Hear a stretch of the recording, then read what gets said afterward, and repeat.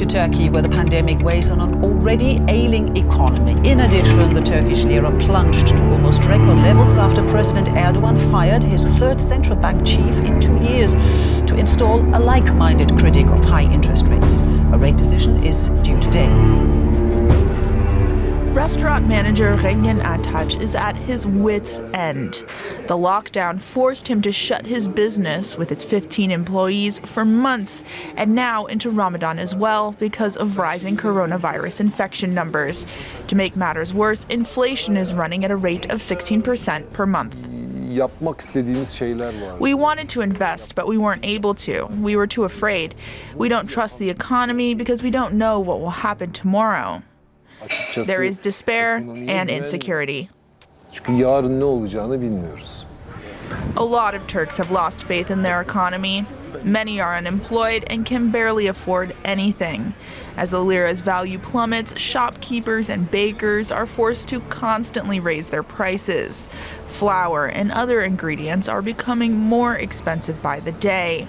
The pandemic has also kept tourists away, which for many was their main source of income. My pockets are empty. Of course, the crisis affects me. We have no money. There's no economy. There's no plan for improving the situation. They say they have a plan, but I don't see it. The economic situation has affected me. I lost my job during the pandemic, like so many people here. I've been unemployed for about 4 to 5 months now. I earn about $300 a month. That's about the minimum wage. And we're seeing 30 to 40% inflation. I've been working the minimum wage for years. President Recep Tayyip Erdogan has long promised to boost the economy and get inflation back under control. But with that ambition looking rather hollow, in March he replaced his third central bank chief in just 2 years. We are determined to bring the rising inflation back to single digits. We will succeed. But that wasn't the first time Erdogan proclaimed that, and the situation still hasn't improved. Will his new central bank chief really be the game changer everyone hopes for? Well, that's exactly the question I would like to ask our correspondent in Istanbul, Julia Hart. So President Erdogan seems to believe that rate decision will fix the problems with the economy. So will the new central bank chief cut rates today? Well, that's what he is up to, many say, but probably not today. Money managers expect Turkey's new central banker, Mr. Kavcıoğlu, to hold the key interest rate steady this month in order to maintain what's left of investor confidence. He faces a tough balancing act. He must fix the ailing economy and win back foreign investors while keeping President Erdogan happy. As you mentioned, Erdogan has the unorthodox view that higher interest rates cause inflation instead of slowing it down. And if you recall what happened to the last central bank governor, a well-respected, market-friendly man, he had hiked the interest rates and was fired a day later by Erdogan after just 4 months on the job. This has really left the credibility of the bank in tatters. It had shocked foreign investors.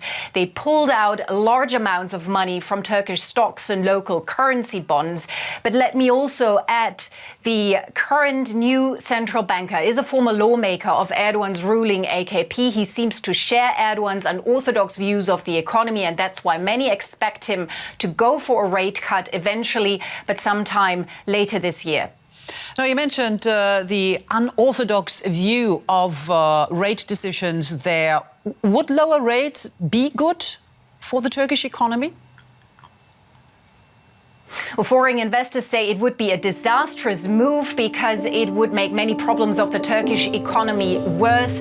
First and foremost, inflation. As you mentioned, the inflation rate climbed to more than 16% in March. Many Turks think the actual rate is much higher. They feel it at every trip to the market because basic food items got more and more expensive. Rice, vegetables, sunflower oil, eggs. Many people also tell me they don't know how to pay their next rent or their electricity bill. More than 25% of young people here in the country have no job. And what I really notice is that people are not only frustrated or desperate, but they have lost hope. They have completely lost trust in the economic and fiscal management of the country.